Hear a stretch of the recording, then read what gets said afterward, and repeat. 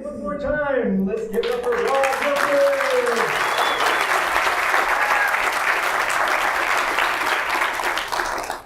Thank you. It's wonderful to be here today. 1.5 million for 16,000 scalps. That's what the state of California paid to exterminate Native Americans. It wasn't war, it was government policy. $93 a head in today's dollars. Please join me around the fire. Like generations before us, we gather as a community. We've all got our favorite drink in hand. Coffee, tea, maybe something stronger depending on how your week's been going. And yes, someone's roasting marshmallows. I mean, let's be honest. S'mores are about the only thing the entire country can agree upon. We laugh, we listen, we debate. An elder begins to speak.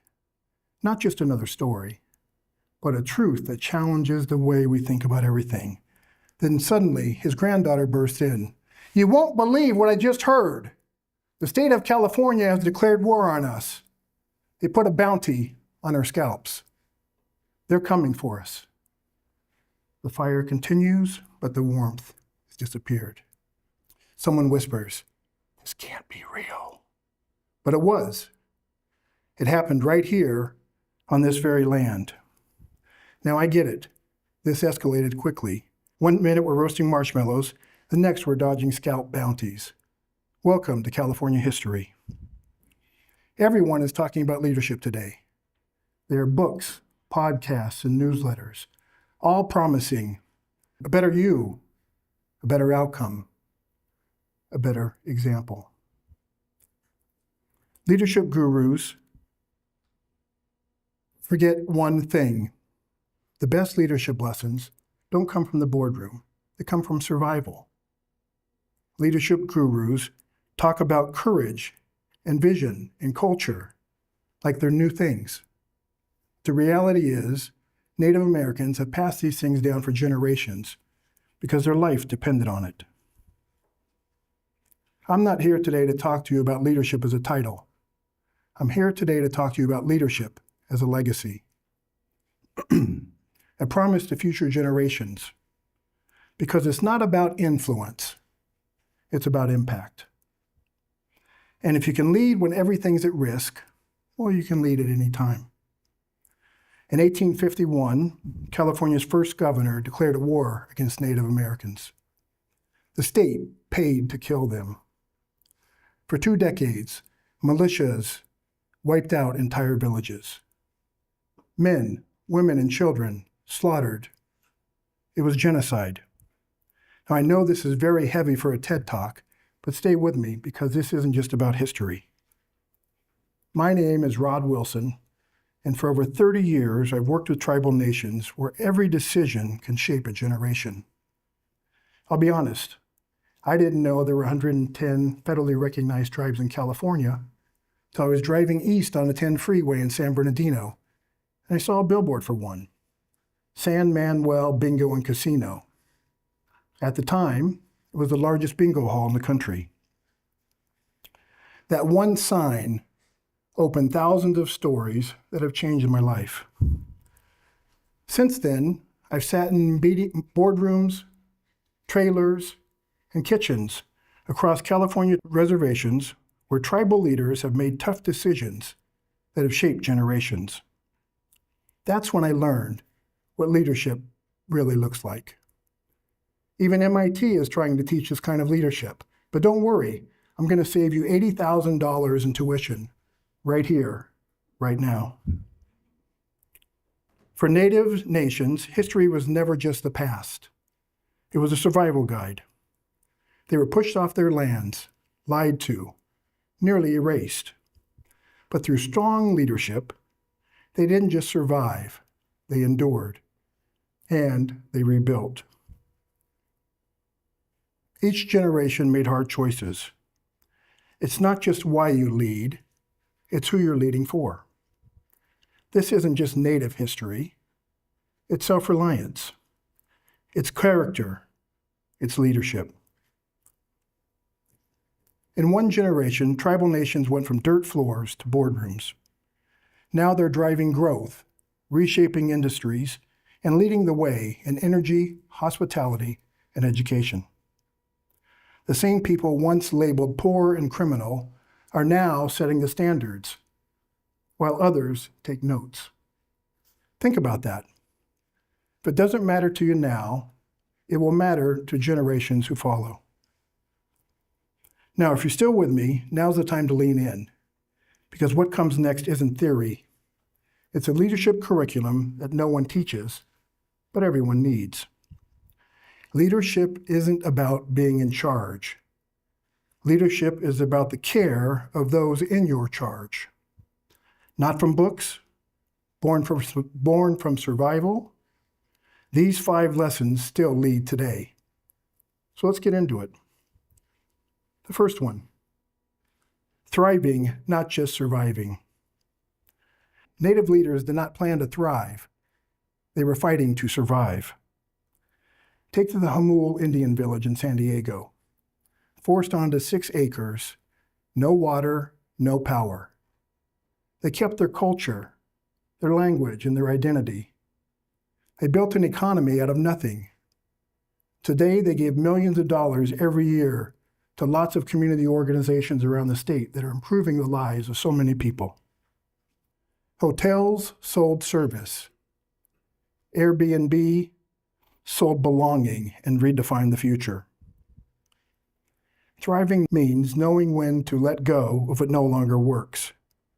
Native leaders understand that, and so must we.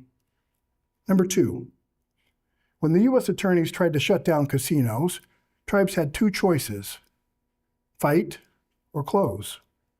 They chose to stand, and they rallied the people of California. Today, tribal nations run some of the most successful enterprises across the country. They face constant threats, racism, lawsuits, political pressure, and spent millions just to defend their right to survive. They adapted, and they never stopped. The Cherokee Nation created a written language, formed a government, and launched a national newspaper, not to imitate, but to survive in a world that was trying to erase them.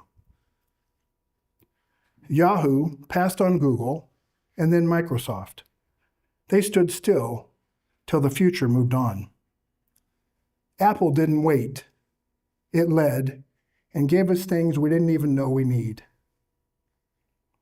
The greatest danger in times of turbulence is not the turbulence itself. It's to act with yesterday's logic. Native leaders didn't wait for permission. They led first because survival depended on it. Number 3, protect your people and your truth. Is your view of Native Americans shaped by John Wayne or Indian gaming?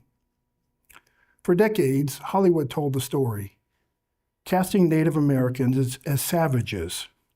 Those lies fueled stereotypes and generations of misunderstanding. Tribal leaders didn't just protect land. They protected culture, knowledge, and their people's future. Take the Cabazon Band, a small tribe no one's ever heard of. They fought with the United States government and took their case all the way to the Supreme Court. They shocked the world when they won. That case opened the door for modern Indian gaming today. Today's threats aren't raids. They're misinformation, deepfakes, and rising class envy.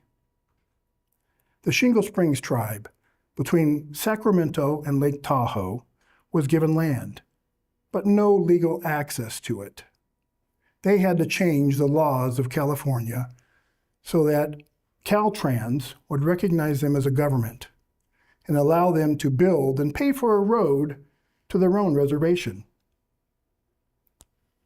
Take Boeing.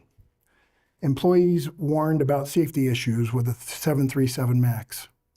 Leaders ignored it. The truth was buried until it was not. And when lives were lost, so was public trust. That's not leadership. That's what happens when no one protects the truth or their people. The first duty of a leader is to define reality. Native leaders never stopped doing that. They told the truth and protected it. Number 4, culture is your superpower. They say culture eats strategy for breakfast. That thought still echoes through the halls at the Drucker School of Management. If you lose your values, you lose everything. Around the fire, Native leaders preserve culture. Despite efforts to erase them, they pass down language, story, and identity from generation to generation. When others tried to erase or dismiss the culture of San Manuel, they fought back. They changed the law and created California Native American Day, a day to bring local history into the classrooms and keep history alive. REI in Patagonia don't just sell outdoor gear. They built movements centered on stewardship and empowerment. Culture isn't fluff, it's power. For Native leaders, culture wasn't branding, it was belonging. And when everything else was under attack, that's what held them together. And number 5, the long game is the only game. Wall Street thinks in quarters. Native leaders thought in centuries. Leadership isn't about being liked. It's defined by results. Amazon didn't chase short-term profits from the beginning. They played the long game from day one. Tribes weren't chasing headlines. They were building legacies for generations they would never meet. They didn't ask to be rescued. They asked to be included. A seat at the table meant a voice, a vote, and a future. Everyone at the table is a strategy. The future belongs to those who build it. So we started around the fire, not just for comfort, but because that's where truth gets passed on. It felt safe. It felt like home. Then everything changed. The governor has put a price on our heads. $93 a head. That's when leadership shows up. Not when things are easy, but when everything's at risk. Today, we all face our own moments. Decisions that shape the future. Yahoo and Boeing each had a chance to lead, and they failed when leadership mattered most. But companies like Amazon, REI, and Patagonia, they didn't just build strategy, they created culture. That's why they're not just keeping up, they're leading. Leadership means listening to challenge, turning resistance into momentum, and seeing disruption not as a threat, but as a sign. Native leaders understood that. Their choices made survival possible. That's why their people are still here. Now for the fun part. It's our turn. Everybody excited? The choices we make in business, in government, and life will shape what survives for the next generation. GoPro, the pioneer of action cameras, is at a crossroads. Do they expand? Do they adapt? Or fade like so many who waited too long to lead? We can lead with fear or with purpose. Protect what was or build what should be. So, what kind of leader will you be? Tomorrow you'll make dozens of decisions, some big, some small. But once, just stop and ask, am I leading for the next quarter or the next 100 years? Will future generations thank me, or will they have to undo everything I left behind? History doesn't remember those who played it safe. It remembers those who shaped the future for those yet to come. You don't need a title to lead. You need trust. You need purpose, and someone watching to see if you'll do what matters, even when it's hard. Leadership starts with one question. Who benefits tomorrow? Lead boldly, lead for the next generation, Lead like someone is counting on you, because they are. As we leave the fire behind, remember, the greatest leaders aren't remembered for what they had. They're remembered for how they led.